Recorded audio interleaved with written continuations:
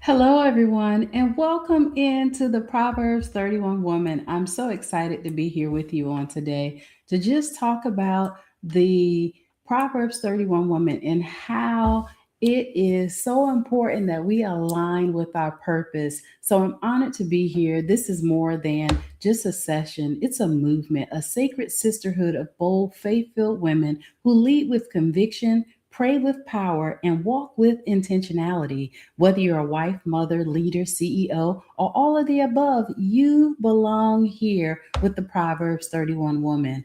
This is your safe place to grow spiritually, build legacy, and walk out your divine assignment with power and strategy. Together, we will pray, plan, prosper, and pour into one another like the kingdom women we are. So it gives me great joy each and every week for us to come together to talk about the Proverbs 31 woman and how it is that we get the opportunity to make our impact in the world, in the workplace, as well as in our communities each and every time.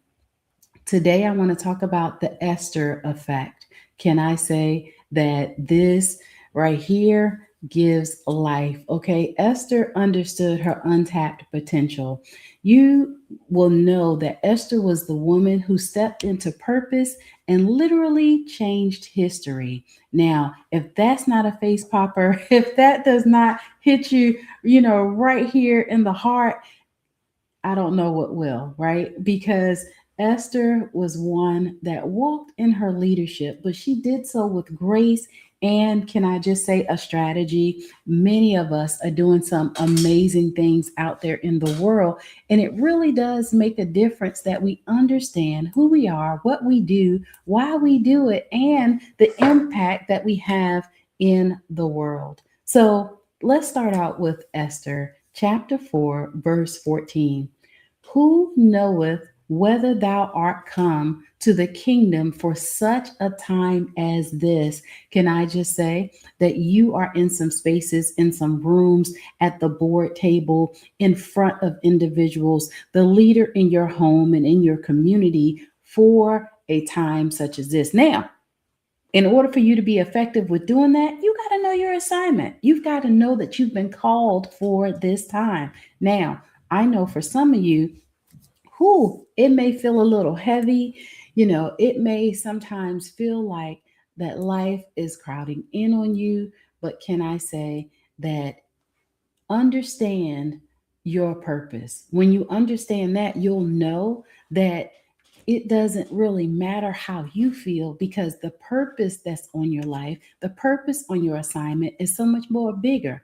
So, Esther, we know, was the courageous woman who understood divine timing. So, Esther's stories is one of the most powerful examples of a Proverbs 31 woman expressed outside of Proverbs itself. Now, you know that we've taken the liberty of going through Proverbs chapter 31, verse by verse.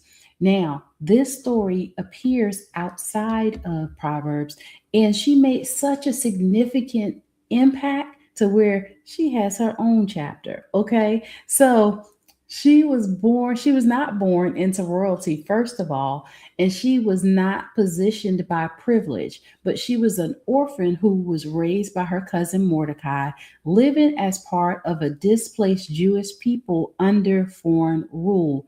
Yet, God positioned her, that's right, strategically inside the palace. Can I just say that the position that you hold right now, it has legacy tied to it, right? Whatever your positioning is, whatever it is that you're doing, however it is that you are showing up, it has legacy tied to it. Okay. It's not for comfort, but for the calling. Because for some of you, you're like, I don't want this position. Some of you been mumbling, grumbling, complaining. It's the beginning of the week. You don't even want to, get up early, get your time in your devotion. Some of you didn't even want to go to work today, right? Some of you didn't even want to show up. So I understand. But many people see Esther only as a queen of beauty, but scripture reveals something deeper, that she was a woman of strategic wisdom emotional intelligence, spiritual discipline, and courageous obedience. Can I just say, for some of you that got it all together, that got your A, B, and C in order, your one, two, threes, just like that, congratulations. For the rest of everybody else, can I just say, right now is a good time to get started. Every day is not going to be the best day, but can I just say that today is a good day to get started? When a decree was issued that would destroy Esther's people, Esther faced a defining moment. She was remaining silent, meant that that was going to be her safety. Can I just say that every fight is not a fight that you should fight? Every battle is not a battle that you should be trying to win right then. Speaking for her at that time meant death, literally. The king had not summoned her, and according to Persian law, entering the king's court uninvited could result in immediate execution. Can I just say, stop trying to fight some battles that's not even yours. Stop trying to fight some battles that does not require a fight, right? Now, that may sound counterintuitive. However, with wisdom, you'll understand how to fight the battle. Some battles you fight on your knees, some battles you fight in your prayer closet, and some battles you fight just by interceding and staying silent. Esther understood something profound throughout this process. Purpose is also revealed in pressure, right? So some of the things that you're going through is going to be revealed to you in such a way that it's going to bring you profound peace, joy, and empowerment. We see here that Esther's transformation went from hidden to historic because for a long time it was even concealed who she even was. People sometimes don't understand who you are based upon your calling that's on your life, and it needs to remain that way until such an appointed time, right? We don't have to go around flashing, saying, do you know who I am? Do you know who I'm attached to and who I'm associated with? No, that's for an appointed time. And when you understand that, it allows you to really walk in a place of confidence as well as humility and integrity at the same time. So Esther did not rush into action emotionally. She didn't let her emotions get the best of her. She did not react from fear or panic. Instead, she called for fasting, right? She knew that this was the time that we got to lock in, right? Like we gotta now understand that the battle is really real, but the battle starts spiritually and not physically first. So, spiritual preparation before strategic execution. Esther chapter 4, verse 16 says, go gather together all the Jews and fast ye for me, and so will I go in unto the king. She knew to put some things in place and have some others interceding and fasting with her, touching and agreeing on a thing before she took action. So this reveals one of the greatest characteristics of a Proverbs 31 woman. She moves spiritually before she moves publicly. Now, Esther understood that favor is not accidental. It's cultivated through alignment with God. Now, she entered the king's presence not with manipulation, but with wisdom. And instead of making immediate demands, she created space. She hosted banquets, she built trust, and she allowed divine timing to unfold. Sometimes for some of us, the reason why we haven't hit our millions, our billions, and our trillions as of yet is because we're trying to push the product and the service out there in the marketplace. Come on, entrepreneurs and CEOs, right? We're trying to put that out there before people even know who we are, right?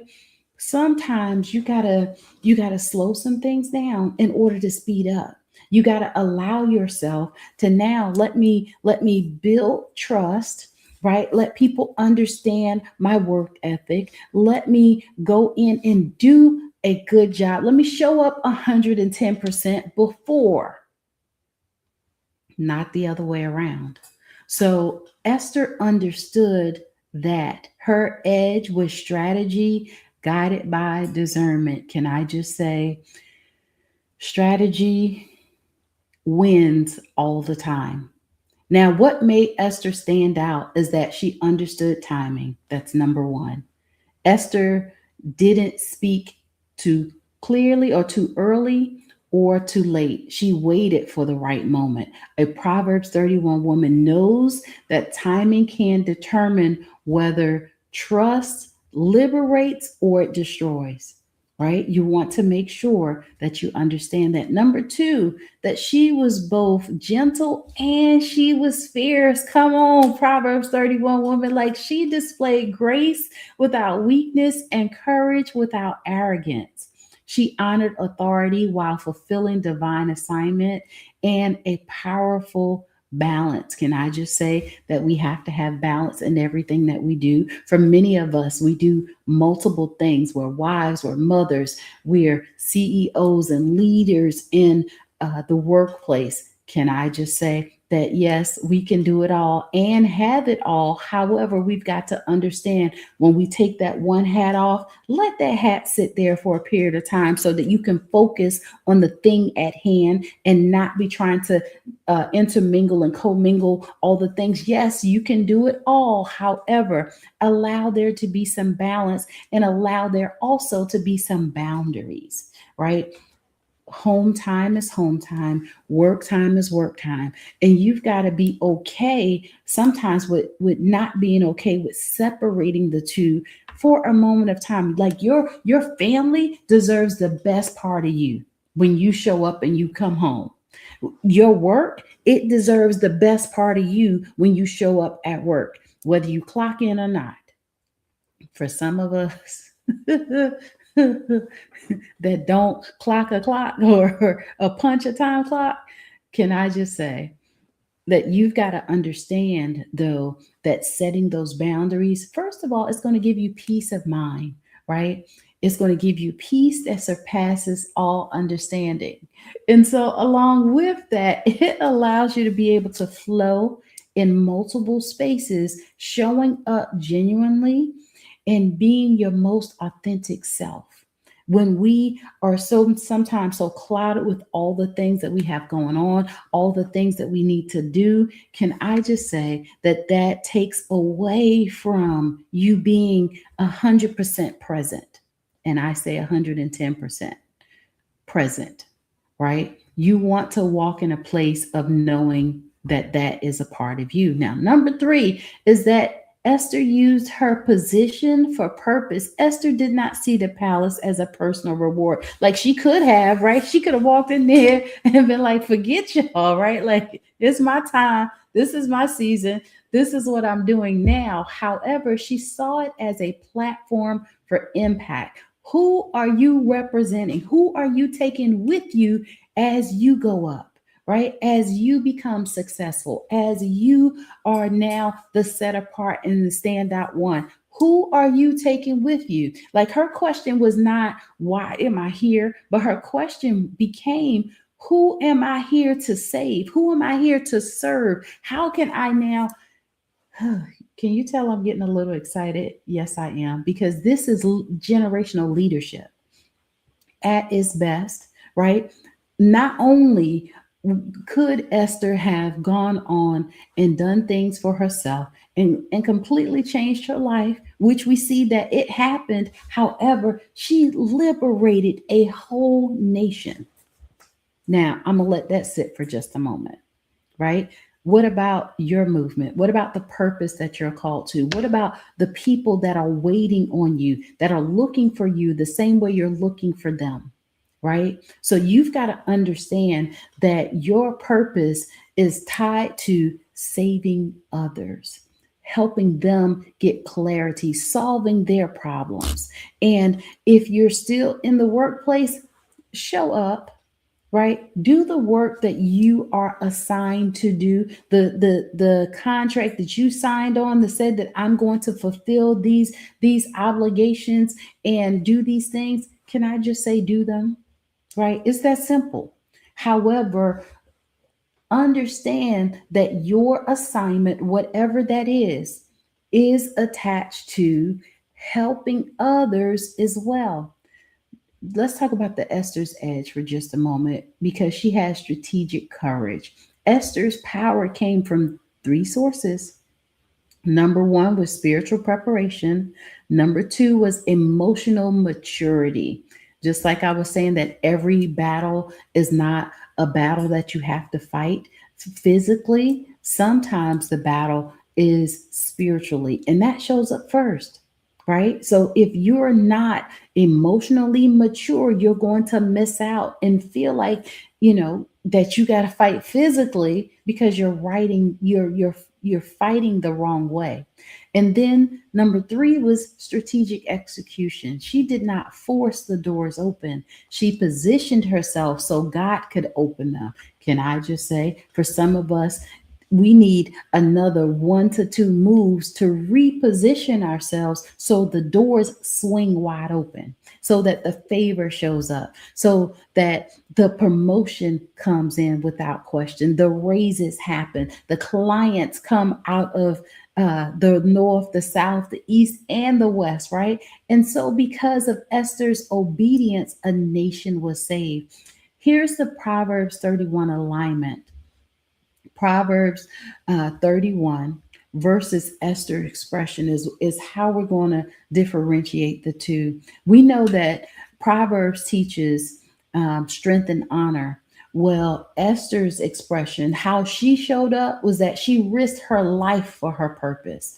Can I just say, some of us don't have enough on the line. We don't have enough tied to it. That's why we grow weary in our well-doing. We slow down when we should be speeding up. And some of us just simply quit too early. Like literally. We got 5 to 10% more that we need to push before the breakthrough happens, and we simply give up. Can I just say, if you attach to me, not on my watch, right? We know that in the coaching community and the speakers community that we go all in, and sometimes we go real hard because why? We understand that we have an assignment that is so much more bigger than us, and we've got to stay consistent. So we're holding each other accountable. We're talking about the hard places and the hard things that's happening, and more importantly, we're taking action to work through it. The best way to get through something is to go through it, not around it, not over it, not under it, but through it. Why? Because you learn the lessons necessary in order for you to, once you get on the other side, you can look back and see the blueprint that was created. You can see the strategy that came out of it. And also, you can take those lessons under your wing and empower yourself to be able to go to the next place. Now, the Proverbs 31 additional trait here is that she used wisdom in her speech. So when she was talking, wisdom was coming out. The Esther's expression and how she did that is that she chose strategic words and the timing in all of it. I'm going to tell you right now, don't be trying to walk up in the boss's office demanding a raise without a strategy. You might rightfully be so do a raise. However, where's your work? Right?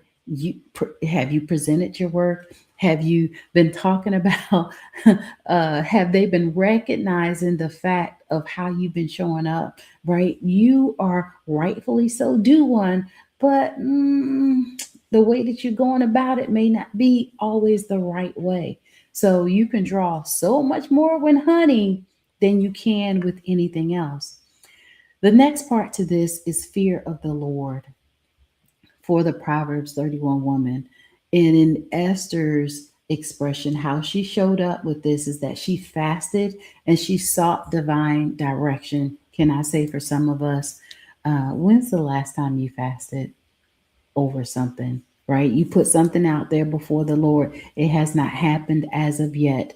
Sometimes it is for us to get the lesson and not for the Lord to be cutting down and destroying and tearing down others and that kind of stuff. That's the wrong way of going about it, because the word tells us to pray for our enemies, those that despitefully use us. Look, Lord, bless them real good, like for real, right? I believe that if the Lord said, right, I'm crazy enough to know that I believe it, right? I do know that it's going to happen, right? So the Proverbs 31 trait here again was leadership.